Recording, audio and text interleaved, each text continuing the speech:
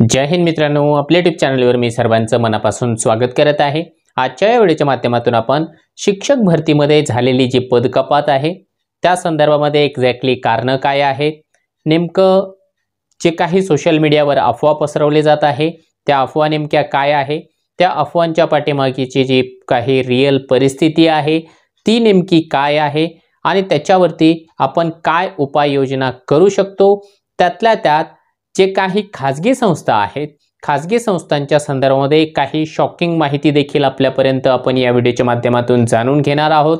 आंतरजिल्हा बदलीच्या संदर्भामध्ये देखील अतिशय महत्त्वाची माहिती आपण या व्हिडिओच्या माध्यमातून जाणून घेणार आहोत आणि त्यातल्या त्यात ज्या काही जागा अपलोड करणं चालू आहे त्या जागा किती येऊ शकतात, कधीपर्यंत येऊ शकतात आणि एकूण जे काही परिस्थिती आहे सध्याच्या घडीला शिक्षक भरतीची जी काही सद्यस्थिती आहे ती नेमकी काय आहे त्याविषयी आपण विस्ताराने आजच्या या व्हिडिओच्या माध्यमातून चर्चा करणार आहोत। खऱ्या अर्थाने आपण हे सेशन लाईव्ह घेणार होतो, परंतु टेक्निकल इश्यूमुळे आपलं लाईव्ह सेशन कंटिन्यू करता आलं नाही, म्हणून या व्हिडिओच्या माध्यमातून तुमच्यापर्यंत जे आहे डिटेल्समध्ये मी माहिती प्रोव्हाइड करतो आहे। साहजिक आहे, माहिती भरपूर आहे आणि तुम्हाला सगळ्या बाबी ज्या आहेत A to Z एक्सप्लेन करायच्या असल्या कारणाने हा व्हिडिओ निश्चितपणाने मोठा असणार आहे। ज्यांना आजची जी रियालिटी आहे, आजची जी वस्तुस्थिती आहे शिक्षक भरतीच्या संदर्भामधली ती जाणून घ्यायची असेल तर सुरुवातीपासून शेवटपर्यंत निश्चितपणाने तुम्ही व्हिडिओ पाहू शकता। परंतु डिटेल्समध्ये सर्व माहिती पाहण्यापूर्वी आपण जर चॅनलवर नवीन असाल तर आमचं चॅनल सबस्क्राइब करा, साईडचा जे बेल आयकॉन आहे त्याला देखील प्रेस करा, जेणेकरून शिक्षक भरतीच्या संदर्भामधल्या कोणत्याही माहितीची अपडेट आपल्याकडून मिस होणार नाही। मित्रांनो, सध्याच्या घडीला जो काही सोशल मीडियाच्या माध्यमातून एक प्रकारे वातावरण गरम झालेलं आहे शिक्षक भरतीला गृहीत धरून, तर त्याच्या पाठीमागची कारणं बरीचशी आहे। एक एक करून मी तुम्हाला सर्व घटनाक्रम सांगतो, त्याच्या पाठीमागची पार्श्वभूमी सांगतो, त्याची कारणे, परिणाम साऱ्या गोष्टी या ठिकाणी एक्सप्लेन करतो। सध्या जसं आपल्या सर्वांना माहिती आहे की शिक्षक भरती ही अंतिम टप्प्यामध्ये आहे। अंतिम टप्प्याचा अर्थ असा सांगत आहे की फक्त आंतरजिल्हा बदली जर झाली म्हणजे त्याची प्रोसेस जर का कंप्लीट झाली तर निश्चितपणाने जाहिरात येणार आहे। त्याला आपण असं सांगू शकतो की 8-10 दिवसांच्या कालावधीमध्ये जाहिरात येऊ शकतो। परंतु या शिक्षक भरतीला जे आहे एक थोडंसं वेगळं वळण या ठिकाणी लागलेलं आहे। ते काय होतं तर जे छोटे छोटे प्रवर्ग आहेत शिक्षक भरतीमधले छोटे प्रवर्ग, याचा अर्थ असा गृहीत धरा की ज्या प्रवर्गांना समजा मुळात जागाच कमी आहे, जागा कमी आहे किंवा रिझर्वेशन कमी आहे। माझा उल्लेख असा आहे की VJNT जो प्रवर्ग आहे, VJA, BC, T आणि SBC प्रामुख्याने, काही प्रवर्गांना 2%, 2.5%, 3% असं रिझर्वेशन आहे। तर या प्रवर्गाच्या उमेदवारांना मुळात शिक्षक भरतीमध्ये जागा कमी आहेत किंवा काही जिल्ह्यांमध्ये यांची जी जागा आहे किंवा यांची जी पदं आहेत ती अतिरिक्त दाखवण्यात आलेली आहे। या गोष्टीला काही अभियोग्यताधारकांनी हायलाइट केलं, त्या संदर्भामध्ये बरेचसे पुरावे गोळा केले आणि विधिमंडळामध्ये जे पडळकर साहेब आहेत, विधिमंडळाचे विद्यमान सदस्य, त्यांच्या माध्यमातून विधिमंडळामध्ये आवाज उठवला गेला की या स्पेसिफिक काही प्रवर्गांना जागा आलेल्या नाहीत किंवा यांच्या बिंदूमध्ये जे आहे हेरफेर झालेला आहे, अशा प्रकारचा त्याने संशय व्यक्त केला आणि काही प्रमाणावरती त्यांच्याकडे पुरावे देखील होते असं त्यांनी या ठिकाणी मेन्शन केलं।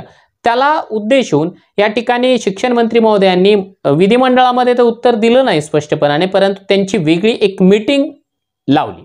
त्या मीटिंगमध्ये जे आहे दुसऱ्या दिवशी ज्यावेळेस मीटिंग झाली त्या मीटिंगमध्ये खुद्द शिक्षण मंत्री दीपक केसरकर, शालेय शिक्षण आपले जे शिक्षण आयुक्त आहेत सूरज मांढरे सर, त्याचबरोबर ज्या एका स्पेसिफिक जिल्ह्याचा उल्लेख झाला होता की ज्यामध्ये जे आहे बिंदूमध्ये हेरफेर झालेली आहे, सोलापूर जिल्ह्याचे शिक्षणाधिकारी, आपले काही विद्यार्थी प्रतिनिधी म्हणा किंवा अभियोग्यताधारक खुद्द आमदार महोदय पडळकर साहेब आणि इतर जे पदाधिकारी होते ते त्या मीटिंगला उपस्थित होते। त्यामध्ये या अभियोग्यताधारकांच्या वतीने किंवा जे आमदार महोदय आहेत त्यांच्या वतीने स्पेसिफिक काही मुद्दे या ठिकाणी मांडले गेले, काही पुरावे दाखवले गेले की कशा प्रकारे जे आहे काही उमेदवार जे की कॅटेगरी मधले ओपन मध्ये सिलेक्ट झाले होते, परंतु नंतर काही कारणाने बिंदू नामावली चेक करत असताना त्यांना त्यांच्या प्रवर्गावर दाखवण्यात आलं। खऱ्या अर्थाने ते चुकीचं आहे। जर असं घडलेलं असेल तर निश्चितपणाने जे आहे बिंदूची हेरफेर झालेली आहे, कारण एखाद्या कॅटेगरीचा उमेदवार जर ओपन प्रवर्गातून म्हणजे हायेस्ट मार्क घेऊन जर सिलेक्ट होत असेल तर तो ओपन मध्येच राहायला पाहिजे, हा नियम आहे। या नियमची जर पायमल्ली झाली असेल तर निश्चितपणाने त्या बिंदूमध्ये जे आहे हेरफेर करावा लागणार आहे। आता या संदर्भामध्ये काय झालेलं आहे की नको ते प्रकार या ठिकाणी घडून बसलेला आहे। आता या मीटिंगमध्ये असं ठरवण्यात आलं की बिंदू नामावली पुन्हा एकदा चेक करून घ्यावी लागणार आहे। जर असं ज्या ठिकाणी या ठिकाणी संशय आलेला आहे बिंदू नामावली संदर्भामध्ये त्या ठिकाणी पुन्हा एकदा रोस्टर तपासणी करून घ्यावी लागणार आहे। परंतु आता जे शिक्षण मंत्री महोदय आहेत त्यांना शिक्षक भरती तर करायची आहे। आता या प्रक्रियेला कदाचित बराचसा कालावधी लागू शकतो, त्यामुळे त्यांनी जे आहे मधला मार्ग काढला। आता मधला मार्ग म्हणून त्यांनी काय केलं की जे 80% जागा पहिल्या टप्प्यामध्ये देणार होते त्या 80% पैकी 10% जागा कपात करण्याचा निर्णय त्या मीटिंगमध्ये घेण्यात आलेला आहे आणि त्याला जे आहे बाकी त्या ठिकाणच्या सर्व जे सदस्य उपस्थित होते किंवा जे प्रतिनिधी उपस्थित होते त्या सर्वांनी होकार दिलेला आहे। आता खऱ्या अर्थाने इथेच एक मोठा प्रॉब्लेम होऊन बसलेला आहे। कदाचित मला असं वाटतं की जे आपले अभियोग्यताधारक त्या ठिकाणी गेले होते त्यांनाही या गोष्टीची तेवढीशी कल्पना नसेल की आपण नेमकं किती मोठं या ठिकाणी डॅमेज आपल्या स्वतःला देखील करून घेतो आहे, कारण ते त्यांच्या प्रवर्गावरती झालेला अन्यायाला या ठिकाणी वाचा फोडण्यासाठी गेलेले असतील। कदाचित दूरदृष्टीचा जो अभाव आहे त्या कारणाने त्यांनी देखील होकार दिला असेल की चला किमान जर या कारणाने जागा वाढत असेल तर ठीक आहे, भविष्यात का होत नाही, म्हणजे येणाऱ्या जे 10% का होत नाही, परंतु जर बिंदूमध्ये हेरफेर झालेला सिद्ध झालं तर जागा येऊ शकतील, असं झालेलं आहे। दुसऱ्या दिवशी ज्यावेळेस या ठिकाणी आपले शिक्षण मंत्री आपले जे शालेय शिक्षण आयुक्त आहेत त्यांनी ज्यावेळेस पत्र इश्यू केलं त्या पत्रामध्ये त्यांनी स्पष्टपणाने उल्लेख केला की मंडळाच्या सदस्यांनी डाऊट घेतला होता, काही पुरावे दाखवले होते, त्यामुळे आपण आता असा निर्णय घेतो आहोत की एकूण जागांच्या 80% जागा अपलोड न करता त्या जागा 70%च अपलोड करण्यात याव्या। आणि आता याचा फटका असा बसलेला आहे की सुरुवातीला अशी माहिती मिळत होती किंवा काही लोकांच्या वतीने असं सांगितलं जात होतं की ज्या जिल्ह्यामध्ये डाऊट आहे किंवा ज्या जिल्ह्यामध्ये ऑब्जेक्शन घेतल्या गेलेलं आहे केवळ आणि केवळ त्याच जिल्ह्यामध्ये अशा प्रकारचे जे आहे 10% जागा बाजूला ठेवल्या जातील, म्हणजे 70% त्याच जिल्ह्यामध्ये अपलोड केल्या जातील। परंतु तसं नाहीये। ते जर पत्र आपण वाचन केलं व्यवस्थितपणे आणि त्या दोन गोष्टी आपल्याला लक्षात येतात, तर ही जी पद कपात आहे ती सरसगट अशी करण्यात आलेली आहे। म्हणजे जेवढे 36 जिल्हा आहेत आपले 36 पैकी 36 जिल्ह्यामध्ये 10% पद कपात झालेली आहे। म्हणजे एकूण असं समजून जायचं आहे की 30,000 जागा येणार असतील तर त्यापैकी 3,000 जागा ज्या आहे आत्ताच या ठिकाणी कमी करून देण्यात आलेल्या आहे। उदाहरण म्हणून तुम्हाला सांगेल, कारण 10% त्या परीने गेलेले आहे। दुसरी महत्त्वाची गोष्ट त्या पत्रामधून जर आपण या ठिकाणी स्पष्ट बघितलं तर ते पत्र फक्त आणि फक्त प्राथमिक शिक्षणाधिकारी यांनाच उद्देशून आहे, म्हणजे त्या पत्रामध्ये माध्यमिकचा उल्लेख नाही। त्यामुळे देखील एक छोटासा जे आहे या ठिकाणी डाऊट क्रिएट झालेला आहे की ही काय भरती आहे ती 1ली ते 5वीची किंवा 1ली ते 8वीचीच होते की काय, आणि त्यामध्ये या ठिकाणी डाऊट घ्यायला मार्ग देखील आहे, कारण त्यामध्ये त्यांनी प्राथमिक आणि माध्यमिक दोघांनाही उद्देशून या ठिकाणी सांगायला पाहिजे होतं, परंतु तसं घडताना आपल्याला दिसलं नाही। आता याचा फटका निश्चितपणाने सर्वांनाच बसणार आहे। एकूण ज्या जागा आहेत त्याच्यापैकी 80% जागा आल्या असत्या तर निश्चितपणाने बरेचसे उमेदवार एक्स्ट्राचे लागू शकले असते, परंतु आता 3,000 लोकांचं या ठिकाणी नुकसान झालेलं आहे। आणि नुकसान कुणाचं झालेलं आहे तर जे उमेदवार ॲव्हरेज मार्कवाले होते, म्हणजे ज्यांचे मार्क्स हे बिलो बाउंड्री होते की जे तळ्यात मळ्यात होते, आता त्यांना सहसा जे आहे जागा जर का कमी येत असेल तर साहजिक आहे ते उमेदवार या ठिकाणी लागू शकणार नाही। आणि त्यामध्ये जे आहे शोकांतिका अशी आहे की जे उमेदवार समजा या ठिकाणी अशा प्रकारची मागणी करत होते की यार ठीक आहे आमच्या प्रवर्गाला कमी जागा आहे, तर त्यांचं देखील यामध्ये नुकसान झालेलंच आहे, कारण त्यांच्या प्रवर्गाला ऑलरेडी जागा कमी होत्या। आपण जर समजा बदलीचं रोस्टर जर बघितलं आंतरजिल्हा बदलीचं तर त्यामध्ये VJNT हा जो प्रवर्ग आहे किंवा SBC जो प्रवर्ग आहे त्याला मुळात जागा कमी होत्या, तर त्याच्यापैकीही 10% या ठिकाणी जागा कमी झालेल्या आहेत।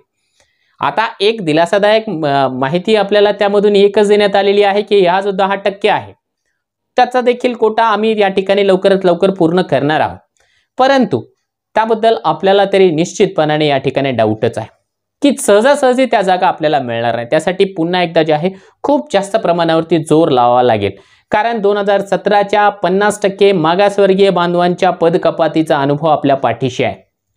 5 वर्ष झाले लाखो रुपये जे आहे त्या अभियोग्यता धारकांनी स्वतःच्या घामाचे स्वतःच्या कष्टाचे या ठिकाणी न्यायालयीन लढ्यामध्ये घातले की जेणेकरून न्यायालय तरी आपल्याला जे आहे 50% पद कपातीचं या ठिकाणी जो काही न्याय आहे तो करून देईल, परंतु अनफॉर्च्युनेटली ते होऊ शकलेलं नाही. एक शोकांतिक आहे. माझी मनापासून इच्छा आहे की या ज्या 10% जागा कपात झालेल्या आहेत त्या जागा कपातीमध्ये जे आहे अशा प्रकारचं आपल्याला याची पुनरावृत्ती होताना दिसू नये. त्या जागा निश्चितपणाने आपल्याला पाहायला मिळाव्या अशी आपली इच्छा आहे या ठिकाणी. आता खऱ्या अर्थाने सांगायचं ना तर एखाद्या प्रवर्गावरचा अन्याय दूर करणे याला जे आहे सरसगट 10% पद कपात करणे हा अतिशय जो आहे मूर्खपणाचाच निर्णय आहे असं मी म्हणेल. ठीक आहे, ज्या प्रवर्गावर अन्याय झाला असेल त्याला न्याय मिळणं हे नियमानं आलंच पाहिजे, त्यांना त्यांचं न्याय मिळाला पाहिजे, परंतु इतरांनाही त्याचा भुर्दंड सहन करावा लागणं हे थोडंसं चुकीचं आहे. आता याच्यावरती जे आहे बरेचसे उपाययोजना आपण सांगू शकतो की यार ठीक आहे, आता जे डॅमेज झालेलं आहे ते झालेलं आहे, परंतु आता इथून पुढे नेमकं काय?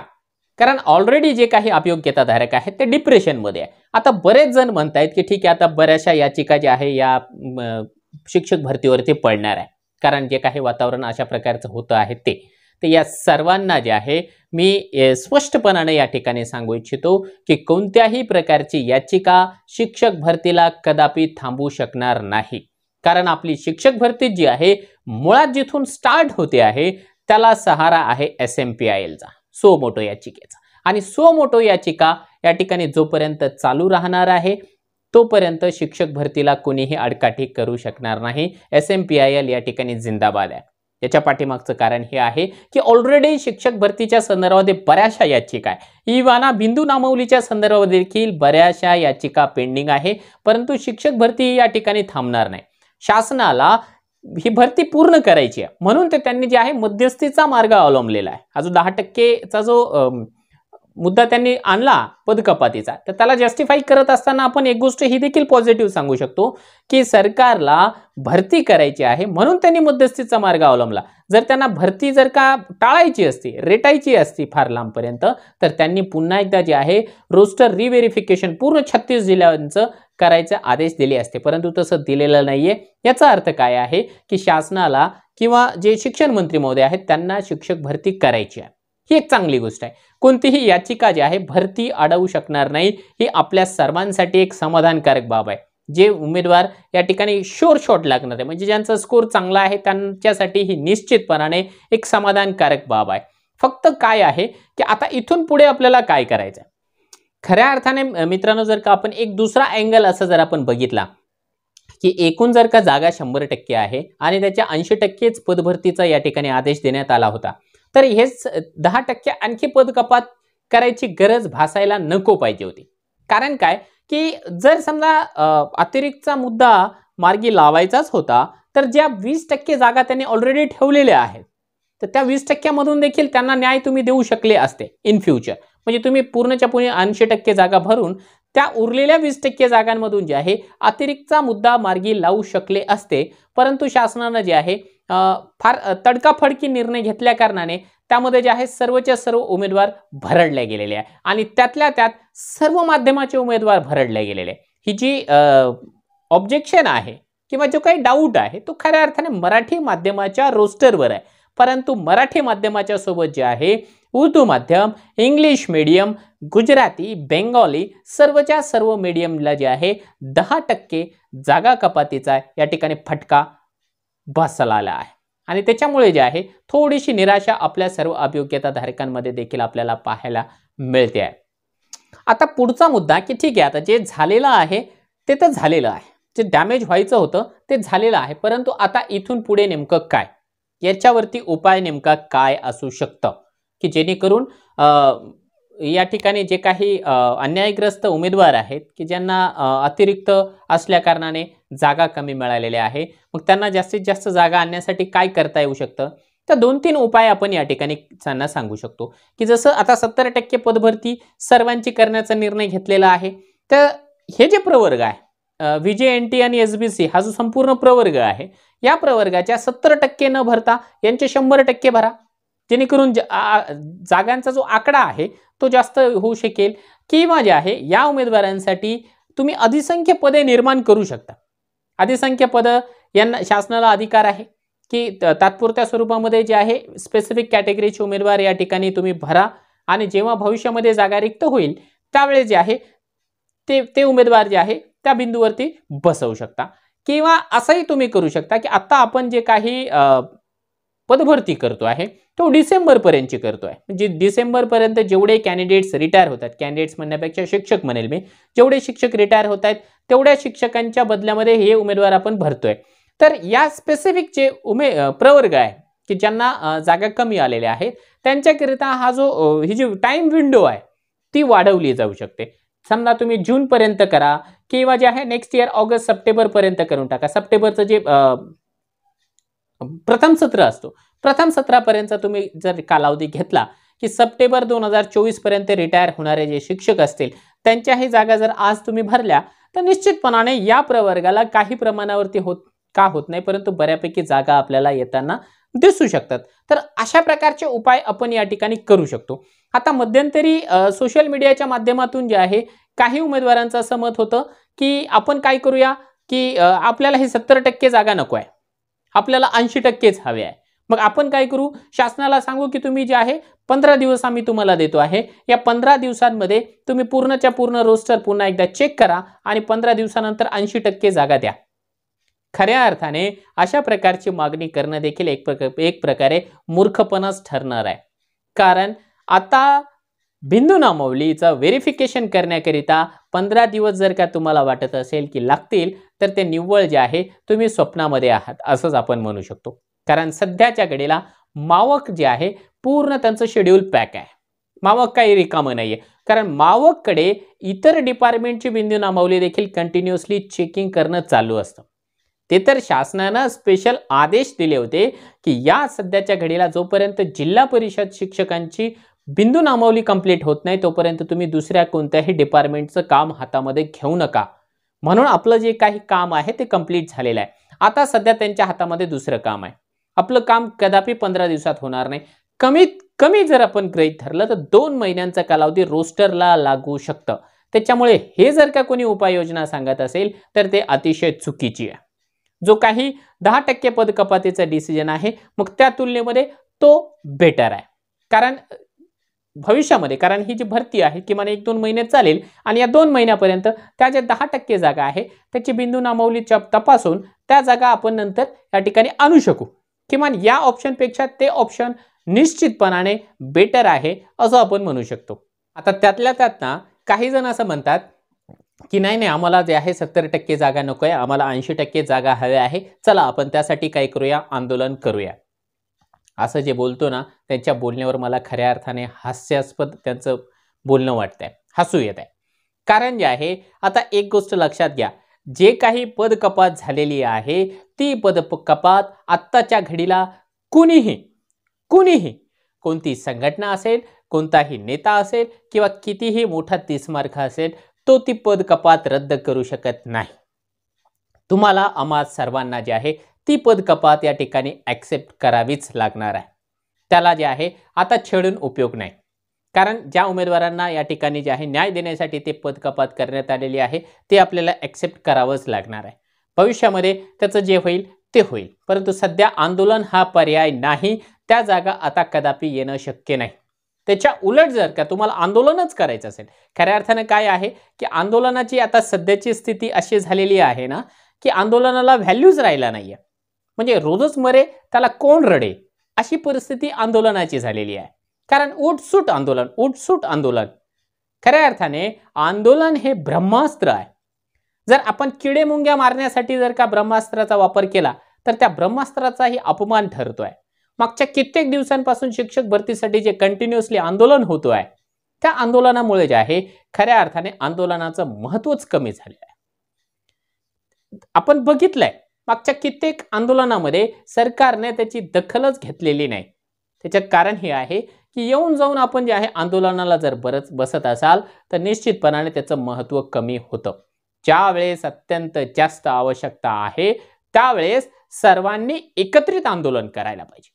आपण जे आहे 2-2, 3-3 चुली मांडतो, या चुलीच्या समोर 10-12 माणसं, त्या चुलीच्या समोर 10-12 माणसं, त्या गोष्टी ज्या आहे शासनापर्यंत प्रशासनापर्यंत पण जातात की या मुलांमध्येच एकी नाहीये आणि त्यांना तर तेवढंच पाहिजे असतं की डिवाइड अँड रूल, फोडा आणि राज्य करा. त्यामुळे देखील आपलं नुकसान झालेलं आहे. मी असं म्हणत नाही की तुम्ही आंदोलन करूच नका, परंतु त्या 10% जागांसाठी तुम्ही आंदोलन करू नका. करून काहीही उपयोग नाही. कारण आपण मागच्या कित्येक दिवसापासून, आता मी जे आहे जे बोलतोय ते थोडंसं कडू वाटेल, परंतु ते रियालिटी आहे की मागच्या आपण कित्येक वेळा बघितलेलं आहे की खूप जणांनी खूप गोष्टींसाठी वेगवेगळ्या प्रकारे प्रयत्न केलेला आहे, परंतु आयुक्तांनी, शिक्षण मंत्रींनी किंवा जे प्रशासन आहे त्याने कुणाचंही आजपर्यंत काहीच ऐकलेलं नाहीये की कुणी एका व्यक्तीने सांगावं की ठीक आहे हे असं असं झालं होतं आणि आम्ही ते बदलून आणलं. ना कोणी एखादा नियम बदलू शकतो, ना कोणी एखादं परिपत्रक रद्द करून आणू शकतो, ना कोणी जागा वाढून दाखवू शकतो. कोणी काहीच करू शकत नाहीये. हे आपल्याला वारंवार मागच्या 9 महिन्यापासूनच्या अनुभवावरून सिद्ध झालेलं आहे. त्याच्यामुळे जे आहे जर कोणी अशा प्रकारचं म्हणत असेल की ठीक आहे आपण आंदोलन करून जर का 10% जागा आणू, तर त्याच्यामध्ये काहीही तथ्य नसेल, ते काहीही उपयोगाचं नाही. आंदोलन करायचंच जर असेल तर तुम्ही दुसऱ्या गोष्टीसाठी करा. ती गोष्ट म्हणजे काय, तर तुमचं जे फोकस आहे ते खाजगी संस्थांवर असायला पाहिजे.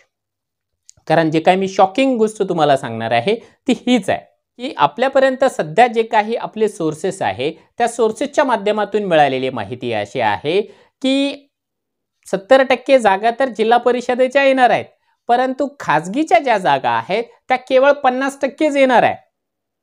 म्हणजे आता या ठिकाणी इकडे तर 10% पद कपात झाली, परंतु इकडे 50% पद कपात झालेली आहे. जर तुम्ही आंदोलन करत असाल तर या दोन गोष्टी निश्चितपणाने करा की 1ली ते 12वी या वर्गाची पूर्णच्या पूर्ण 80% पदभरती करा. कारण तिकडे तर बिंदू नमवलीचं काही घोळ नाहीच आहे. ही पहिली मागणी तुम्ही ठेवा आणि त्यातल्या त्यात नगरपालिका, महानगरपालिका, कटक मंडळे यांच्या ज्या जागा आहेत त्या देखील तुम्ही सक्तीनं पवित्र पोर्टलला देण्याकरिता आंदोलन करा. तर तुमचं जे आहे आंदोलनाला काही प्रमाणावरती काय होत नाही, परंतु यश मिळेल. कारण सध्या तुम्हाला सांगतो डेंजर झोनमध्ये 9वी ते 12वी वर्गाचे जे काही अभियोग्यताधारक आहेत त्या वर्गासाठी पात्र असलेले त्यांच्यावरती टांगती तलवार आहे. कारण ज्या काही संस्था आतापर्यंत पवित्र पोर्टलला रजिस्टर करताना आपल्याला दिसलेल्या आहेत, जवळजवळ 650 प्लस संस्थांनी आपल्या आपल्या जाहिराती पोर्टलला अपलोड केल्या, परंतु त्या 650 संस्थांमध्ये 2 जागा 3 जागा याच्यापेक्षा जास्त जागा नाहीत. म्हणजे मला जी माहिती मिळाली ती 1600 जागा आतापर्यंत अपलोड झालेल्या आहेत. त्याच्यामध्ये 650 संस्था आणि 1600 जागा त्या ठिकाणी अपलोड झालेल्या आहेत.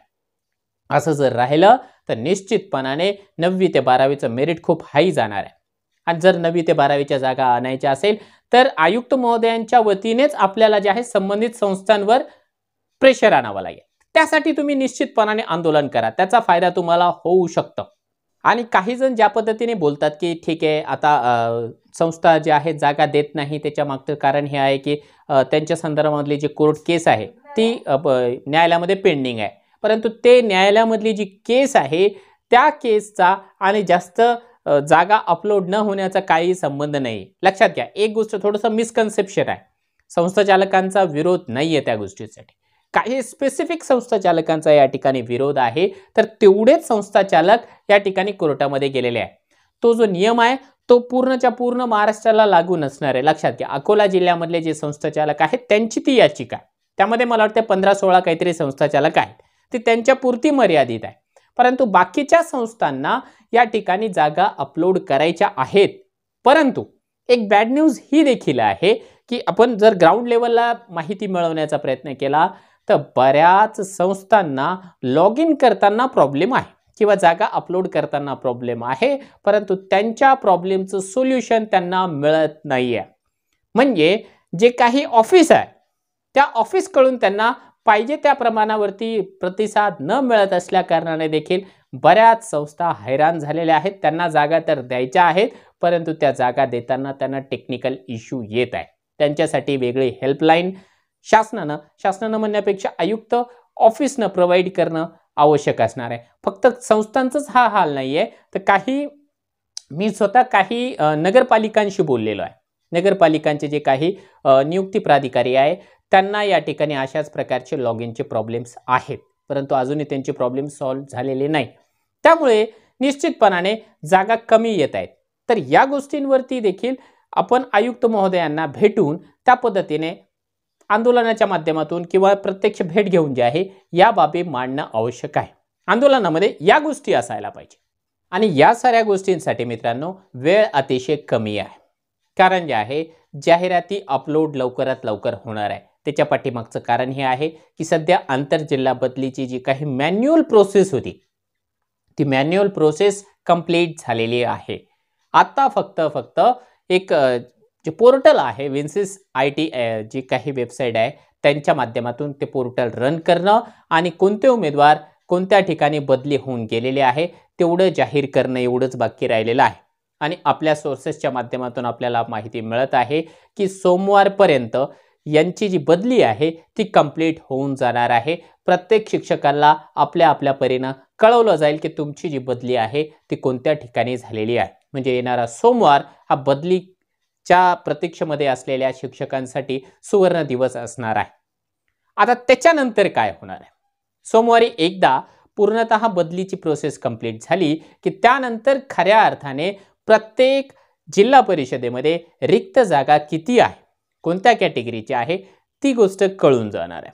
त्या गोष्टी ॲनालाइज करण्यासाठी प्रत्येक जे जिल्ह्याचे जे CO आहेत त्यांना 2-4 दिवस लागेल. आपण 4-5 दिवस असं समजून जाऊया. 5 दिवस ते ॲनालिसिस करतील आणि त्यानंतर ते पवित्र पोर्टलला जाहिराती अपलोड करून टाकतील. जाहिरात अपलोड करणं फार मोठी गोष्ट नाही आहे. एका दिवसाचं काम आहे जाहिरात अपलोड करणं. फक्त त्याचं ॲनालिसिस करणं की ठीक आहे कोणता शिक्षक आलाय आणि कोणता शिक्षक गेलाय. त्यांच्या बिंदूंची जी अदलाबदल आहे ती रोस्टरला स्वतः मेन्शन करणं. आता असं बी नाही की त्यांचं जे रोस्टर आहे पुन्हा एकदा मावककडे पाठवलं जाणार आहे असं नाही आहे. एकदा पाठवलेलं आहे त्यांनी आता चेक करून घेतलेलं आहे. पुन्हा एकदा त्यांना मावककडे नेण्याची आवश्यकता नाही. ते स्वतः या ठिकाणी जे आहे ॲनालिसिस करू शकतात. कारण ऑनलाईन पद्धतीने भरती असल्या कारणाने ऑनलाईन पद्धतीने बदली असल्या कारणाने त्याच्यामध्ये घोळ होत नाही. त्यामुळे पुन्हा एकदा मावककडे जाण्याची देखील आवश्यकता नाही. ते स्वतः या ठिकाणी चेक करून घेऊ शकतील. त्याच्यानंतर जाहिराती ते अपलोड करतील आणि जाहिरात एका दिवसात अपलोड झाल्याच्या नंतर मग ती जाहिरात आयुक्त कार्यालयाच्या वतीने व्हेरीफाय केली जाईल की ठीक आहे बरोबर आहे की नाही. त्या ठिकाणी देखील 3-4 दिवसांचा कालावधी कदाचित जाऊ शकेल. त्यानंतर आपल्या सर्वांना ती पाहण्यासाठी पब्लिश केली जाणार आहे आणि ज्या दिवशी जाहिरात पोर्टलला दिसेल त्याच दिवसापासून आपल्याला प्रेफरन्सेस देखील जनरेट करण्याची सुविधा उपलब्ध होणार आहे. आता या प्रोसेसला किती दिवस लागतील तर लक्षात घ्या. सोमवारपासून 4-5 दिवस जाहिरातीला ॲनालिसिस करण्यासाठी आणि त्याच्यानंतर किमान 3 ते 4 दिवस जे आहे आयुक्त कार्यालयाच्या वतीने त्याला व्हेरीफाय करण्यासाठी. म्हणजे किमान इथून पुढे जे आहे 10 दिवसांच्या कालावधीमध्ये आपल्याला जाहिरात पवित्र पोर्टलला पाहायला मिळू शकते. म्हणजे नवीन वर्षाच्या जानेवारीच्या पहिल्या आठवड्यामध्ये मॅक्झिमम पॉसिबिलिटी आहे जर का काही अनुचित प्रकार नाही घडला तर किंवा कुणी जे आहे अचानक नवीन बॉम्ब नाही फोडला तर निश्चितपणाने आपल्याला जानेवारीच्या पहिल्या आठवड्यामध्ये जाहिरात पाहायला मिळू शकते. परंतु त्याच्यामध्ये आणखी एक गोष्ट ही देखील आहे की जाहिरातीच्या सोबतच आपल्याला जे TET फ्रॉड असलेले कॅन्डिडेट्स ज्यांना की औरंगाबाद खंडपीठाने पुन्हा एकदा रजिस्ट्रेशन करण्याची सुविधा दिलेली आहे त्या असे उमेदवार अजूनही रजिस्ट्रेशन करण्याचे बाकी आहेत. तर ज्या दिवशी कदाचित पोर्टल आता सुरू होईल जाहिरातीच्या दिवशी त्याच दिवशी या उमेदवारांसाठी देखील स्पेशल विंडो ओपन केले जाऊ शकते. ते उमेदवार फार जास्त नाही आहेत अशी माहिती आपल्याला मिळाली. त्यांचा आकडा माझ्याकडे नाही आहे परंतु उमेदवारांची संख्या थोडीच आहे असं एवढी निश्चितपणाने माहिती मिळालेली आहे.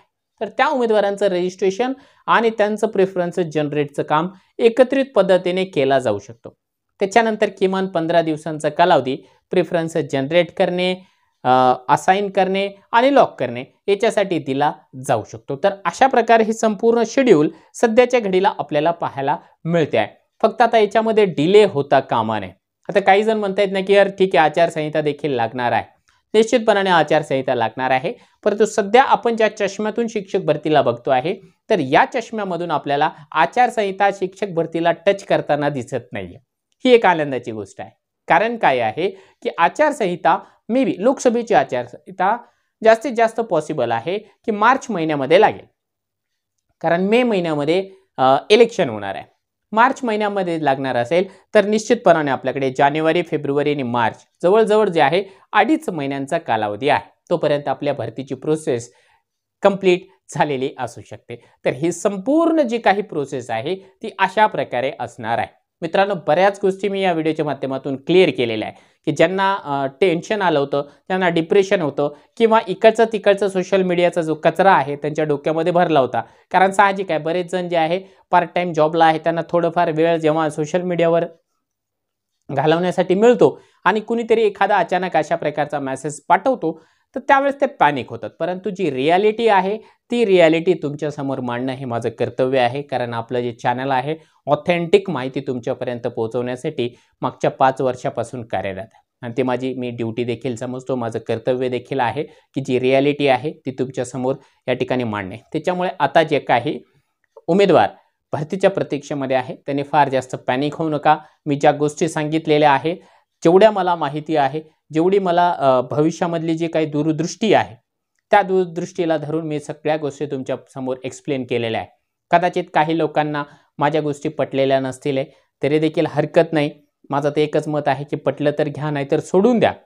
परंतु ज्या गोष्टी आहेत रियालिटी त्या तुम्ही जे आहे फॅक्ट चेक देखील निश्चितपणाने करा। आता एकूण जागा किती होत्या, त्याच्यापैकी 70% जागा किती येणार आहे हे तुम्ही देखील कॅल्क्युलेशन या ठिकाणी करू शकता। आपण बघितलं की आंतरजिल्हा बदलीला जेवढ्या जागा होत्या आता तेवढ्या जागांच्या 70% जागा या ठिकाणी येणार आहे। किंवा ज्या काही खाजगी संस्था आहेत, सध्या तरी अशी माहिती आहे आपल्याला की 50% त्याच्या जागा येणार आहे। जर प्रयत्न केला तर निश्चितपणाने त्या खाजगी संस्थांच्या 80% जागा निश्चितपणाने आपल्याला पवित्र पोर्टलला पाहायला मिळू शकतात। सध्याच्या घडीला जे काही महत्त्वाच्या घडामोडी होत्या त्या सर्वच्या सर्व घडामोडी मी तुमच्या समोर या ठिकाणी प्रेझेंट केलेल्या आहे। बाकी तुम्हाला या सर्व गोष्टींविषयी नेमकं काय वाटतं आहे की खरंच आपण जी दिलेली माहिती आहे ती ऑथेंटिक आहे, जे काही रियालिटी आहे ती हीच आहे, किंवा तुम्हाला नेमकं काय वाटतं? शिक्षक भरती संदर्भामध्ये तुमच्या ज्या काही प्रतिक्रिया आहेत त्या निश्चितपणाने व्हिडिओच्या कमेंट बॉक्समध्ये कमेंट करायला विसरू नका। जर एवढी माहिती तुम्हाला आवडली असेल तर निश्चितपणाने तुमच्या हक्काचं चॅनल आहे, हक्काचा व्हिडिओ आहे, याला लाईक केल्याशिवाय तुम्ही हा जो व्हिडिओ आहे तो स्टॉप करू नका।